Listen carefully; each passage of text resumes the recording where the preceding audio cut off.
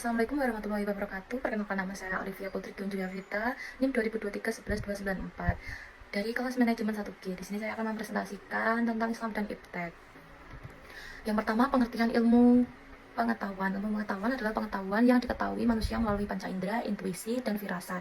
Ilmu adalah pengetahuan yang sudah diklasifikasikan, disistematisasi, dan diinterpretasi sehingga menghasilkan kebenaran tujuan dan dapat diuji kebenarannya. Kedua, hubungan antara Islam dan Iptek. Hubungan antara Islam dan ilmu pengetahuan dapat bervariasi. Di Indonesia, hubungan antara agama dan ilmu pengetahuan saat ini dapat dikatakan berada pada taraf tidak saling mengganggu. Meskipun demikian, masih terdapat komplikasi dan kontroversi terkait tayangan televisi swasta yang dianggap tidak sesuai dengan nilai-nilai agama dan kaitannya dengan teori evaluasi dan teori penciptaan manusia. Dalam konteks ini, perusahaan televisi swasta dibayangkan pada pertimbangan antara keuntungan dan nilai agama. Sementara dalam konteks pendidikan, teori evaluasi telah menjadi sorotan kontroversi di dunia pendidikan dan sains termasuk di Indonesia. Yang ketiga, hakikat ilmu dan fungsi pengetahuan dalam Islam. Islam adalah agama yang sangat menghormati ilmu pengetahuan. Hal ini didukung oleh ayat-ayat Al-Quran dan hadis Nabi yang mengangkat derajat orang berilmu, serta adanya banyak rasionalisme dalam Al-Quran.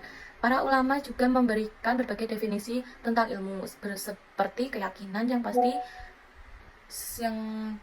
sesuai dengan kenyataan, sampainya gambaran sesuatu terhadap akal, hilangnya keraguan setelah diketahui, hilangnya kegelapan, merasa cukup setelah tahu, sebagai sifat yang mendalam yang dapat mengetahui hal universal dan parsial, sampainya kepada jiwa sesuatu makna yang diketahui. Ilmu adalah istilah untuk menyebutkan terjadi bersinambungan yang khusus antara subjek yang berpikir dan objek yang berpikir, dan mengetahui sifat per sifat. Selain itu, terdapat juga konsep ilmu al-yakin, yaitu pengetahuan yang berdasarkan dalil dengan gambaran berupa perkara yang dijanjikan. Yang keempat, kandungan ayat-ayat Al-Quran mengenai Iptek. Yang pertama, wahyu yang pertama kali diturunkan Allah Subhanahu wa Ta'ala kepada Nabi Muhammad SAW adalah perintah untuk membaca atau belajar Quran surat 96 1-5 dan menggunakan akal, bukan perintah untuk sholat, puasa, atau zikirullah. Hal ini menunjukkan perhatian Islam yang besar terhadap ilmu pengetahuan. Yang kedua, Allah Subhanahu wa Ta'ala mengangkat manusia sebagai khalifahnya di muka bumi, bukan para malaikatnya, karena manusia memiliki ilmu pengetahuan. Atau Quran surat 2 ayat 31-33.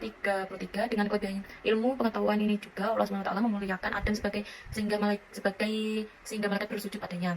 Ketiga, manusia yang memiliki derajat yang paling tinggi di sisi Allah SWT dan manusia yang memiliki iman dan ilmu. Atau Quran surat 58 ayat 11, iman membawa manusia pada ketinggalan di akhirat dan ilmu membawa manusia pada ketinggian di dunia. Yang keempat, syarat untuk menjadikan pemimpin dalam Islam adalah dua hal, yaitu ilmu yang tinggi dan fisik yang sehat. Atau Quran surat 2 ayat 247.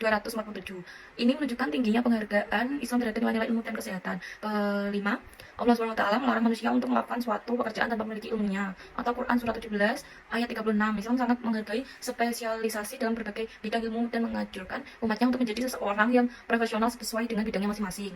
Yang terakhir, pada masa kaum muslimin mempelajari dan menjalankan ajaran agamanya dengan benar. Mereka memimpin dunia dengan pakar-pakar yang menguasai ilmu masing-masing sehingga barat belajar dari mereka. Namun saat kaum muslimin meninggalkan ajaran agamanya dan tergiur dengan kenikmatan duniawi lalu berubah ke barat, Allah SWT menghina mereka. Rasulullah telah memperingatkan tentang hal ini dalam hadisnya, bahwa kelak akan datang suatu masa di mana kaum muslimin akan menjadi makanan di atas piring yang dihadapi oleh orang-orang yang kelaparan karena mereka terkena penyakit wan, yaitu cinta dunia dan takut mati.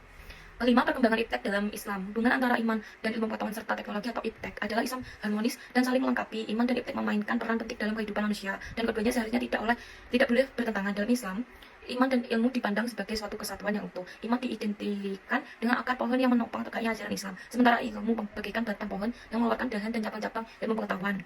Keenam, penerapan Islam dan Iptek. Teknologi hanyalah suatu keterampilan, hasil dari ilmu pengetahuan berkenaan dengan teknik serba mesin itu. Pemilik ilmu dan ilmu pengetahuan dan pengguna teknologi mestinya mampu mencipta dan menampilkan produk teknologi di tengah kehidupan dunia menyeluruh atau global tanpa merusak harkat manusia melalui produk hasil ciptaan teknologi tersebut. Karena itu perlu ada saringan penggunaan Iptek itu. Saringannya adalah agama, akal budi, dan di Minangkabau adalah adat basandi syarak basandi kitabullah. Ketujuh, peran pendidikan Islam terhadap perkembangan teknologi. Yang pertama, akidah Islam sebagai dasar Iptek. Akidah Islam harus dijadikan dasar bagi konsep dan aplikasi Iptek. Ini tidak berarti konsep Iptek harus berasal dari Al-Quran dan al-hadis. Tetapi konsep iptek harus disesuaikan dengan tolak ukur Al-Quran dan al-hadis dan tidak boleh menyimpang dari keduanya. Kedua, syariah Islam standar pemanfaatan sains dan teknologi. Syariah Islam harus menjadi standar dalam pemanfaatan iptek. Iptek yang boleh digunakan adalah yang telah dihalalkan oleh syariah Islam, sementara yang tidak boleh digunakan adalah yang telah diharamkan oleh syariah Islam. Hal ini didasarkan pada banyak ayat dan hadis yang mewajibkan umat Islam untuk menyesuaikan perbuatannya, termasuk dalam menggunakan iptek dan ketentuan hukum Allah dan Rasulnya. Terima kasih. Wassalamualaikum warahmatullahi wabarakatuh.